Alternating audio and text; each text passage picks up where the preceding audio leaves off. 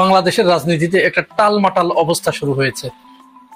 এই সম্প্রতি বেশ কয়েকটা ঘটনা, অত্যন্ত গুরুত্বপূর্ণ ঘটনা ঘটে গেছে, যে ঘটনাগুলো নিঃসন্দেহে আমরা যদি ঘটনার অন্তর্নিহিত কারণ অনুসন্ধান করতে যাই, ঘটনার পিছনের কারণ যদি অনুসন্ধান করতে যাই, তাহলে এখানে ভালো কোনো লক্ষণ আছে বলে মনে হচ্ছে না, বরং এখানে অশুভ লক্ষণ, অশুভ শক্তির এক অশুভ পাঁয়তারা আমরা এখানে লক্ষ্য করছি।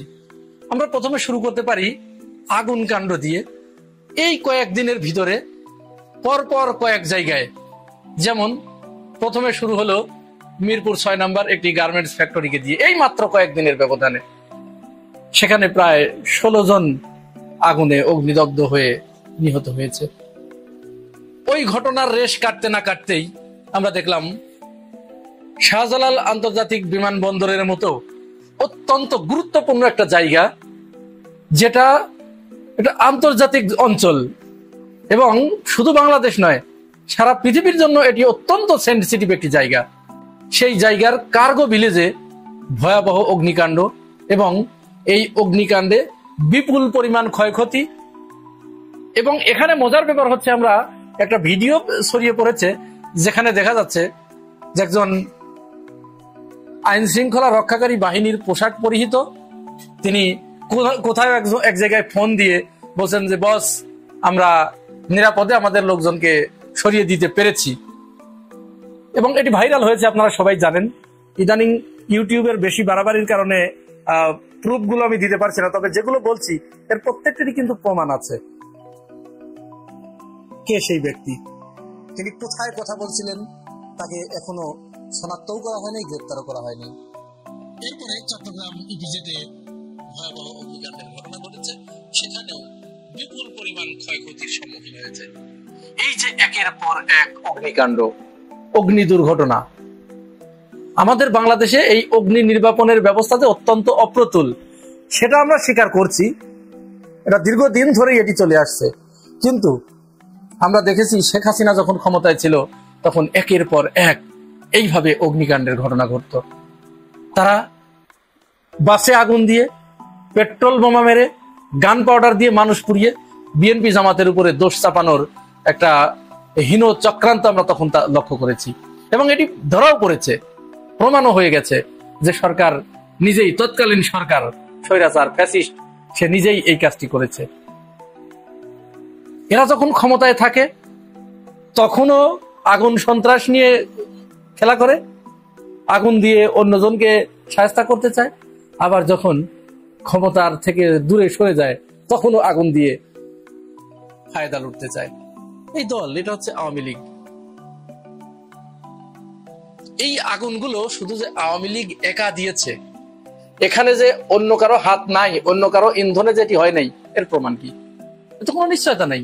অবশ্যই আমাদের কাছে মনে হচ্ছে এটি কাউকে খুশি করার জন্য, এবং স্পষ্টভাবে যদি আমরা বলতে পারি আমাদের সীমান্তের ওপারের দেশটিকে খুশি করার জন্য, তাদেরকে কোনো একটা বার্তা দেবার জন্য হয়তো এই কাজটি করা হচ্ছে। তার প্রমাণ আছে, কারণ এই ঘটনাগুলো ঘটেছে কবে? যেদিন থেকে সেনাবাহিনীর যে ২৫ জন জেনারেলকে আন্তর্জাতিক অপরাধ ট্রাইব্যুনাল তাদেরকে গ্রেপ্তারি পরোয়ানা ইস্যু করেছে, এরপর থেকে কিন্তু এই ঘটনাগুলো ঘটলো। সুতরাং আমরা বুঝতে পারি যেখানে কোনো দুর্ঘটনা ঘটছে, কোনো কিন্তু রয়েছে এখানে। এই যে আগুন কাণ্ড, এরপরে আমরা দেখছি এই ঘটনার সাথে বিএনপি একের পর এক বিভিন্ন জায়গায় ইসলামপন্থী লোকদের উপরে তারা হামলা এবং আক্রমণ করছে। নিজেরা তো করছেই, এটা তারা ৫ আগস্টের পর থেকে নিজেদের ভিতরে মারামারি করে, ফেসাদ করে এ পর্যন্ত প্রায় ২০০-র অধিক তারা নাই হয়ে গেছে, দুনিয়ার বুক থেকে তারা বিদায় নিয়েছে। প্রতিপক্ষ মানে একই দলের একজন আরেকজনকে এইভাবে। এরপরে এখন যেটা শুরু করেছে, ওইটার পাশাপাশি এখন যেটা শুরু করেছে, তারা বিভিন্ন ধর্মীয় প্রতিষ্ঠানগুলোতে, বিশেষ করে মসজিদ, মাদ্রাসা, এই জায়গাগুলোতে তারা আক্রমণ শুরু করেছে। আপনারা দেখেছেন যে মাদ্রাসায় দাওয়াত না পেয়ে সেখানে গিয়ে ভাতগুলো খেয়ে ফেলেছে, খাবারগুলো খেয়ে ফেলেছে সব। আজকে যে নেককারজনক ঘটনাটি ঘটেছে নোয়াখালীর সদর উপজেলার নিয়াজপুর ইউনিয়নের একটি মসজিদে, সেখানে ইসলামী ছাত্র শিবির কোরআন ক্লাস করছিল, কোরআনের একটি প্রশিক্ষণ দারসুল কোরআন প্রোগ্রাম পরিচালনা করছিল। সেখানে গিয়ে যুবদলের ফারুক নামের এক সন্ত্রাসীর নেতৃত্বে কয়েকশো বিএনপি নেতাকর্মী গিয়ে সেখানে আক্রমণ চালায় এবং কয়েকজনকে মারাত্মকভাবে আহত করেছে। কিসের লক্ষণ এগুলো? ধর্মীয় প্রতিষ্ঠানে, ধর্মীয় উপাসনালয়ে, মসজিদ, মাদ্রাসায় ইসলামপন্থী লোকদের উপরে আক্রমণ করা, এটি কি বার্তা দেয়? এখানেও মনে হচ্ছে কাউকে না কাউকে খুশি করার জন্য এই কাজটি করা হচ্ছে। ওই আগুনের সাথে এটার একটা সম্পর্ক রয়েছে, একটা যোগসূত্র রয়েছে। অর্থাৎ যারা আগুন দিচ্ছে তারা হয়তো এদেরকে বলতে চাচ্ছে যে তোমরা যদি আমাদের মন পেতে চাও তাহলে এই যারা ইসলামের কথা বলে বাংলাদেশে তাদেরকে সাইজ করতে হবে। এর প্রমাণ আছে। এই যে মেয়েটা দেখুন, যে মেয়েটা ওই যে ফরাদের বিরুদ্ধে মামলা করেছিল, রিট করেছিল, আমি আগেই আপনাদের বলেছি বাম মানেই আওয়ামী লীগ, আর আওয়ামী লীগ মানেই ভারত। বামদের থেকে বাংলাদেশের মানুষ যদি সচেতন না হতে পারে, সাবধান হতে না পারে, তাহলে বাংলাদেশ আবার যে ওরকম ভারতের কাছে বিক্রি করে দিয়েছিল হাসিনা, ওরকম করে দেবে। এই মেয়ে বলছে যে যারা ভারত বিরোধিতা, যাদের রাজনীতি কোথায় কোথায় যারা ভারত বিরোধিতা করে, তাদের বাংলাদেশে রাজনীতি করার কোনো দরকার নাই, কোনো অধিকার নাই। চিন্তা করতে পেরেছেন? বাংলাদেশে থেকে এই ধরনের কথা।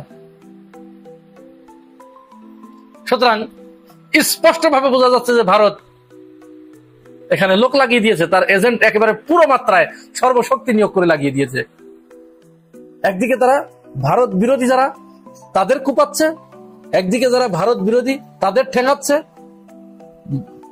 বাংলাদেশের অভ্যন্তরে বিভিন্ন জায়গায় অগ্নিকাণ্ড ঘটিয়ে অস্থিতিশীল পরিবেশ তৈরি করছে।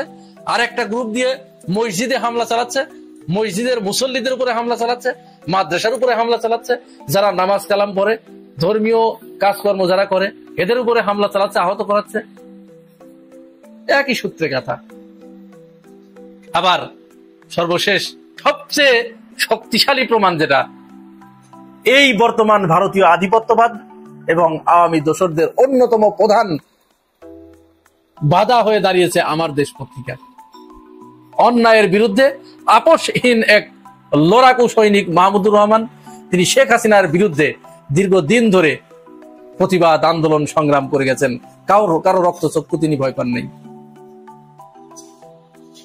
সেই মাহমুদুর রহমানের পত্রিকা আমার দেশ, সেই পত্রিকার একজন রিপোর্টারকে বিএনপির লোকজন, বিএনপির গুলশান কার্যালয়ের ভিতরে, দলীয় কার্যালয়ের ভিতরে তাকে বেদম প্রহার করেছে, পিটিয়ে তাকে আহত করেছে।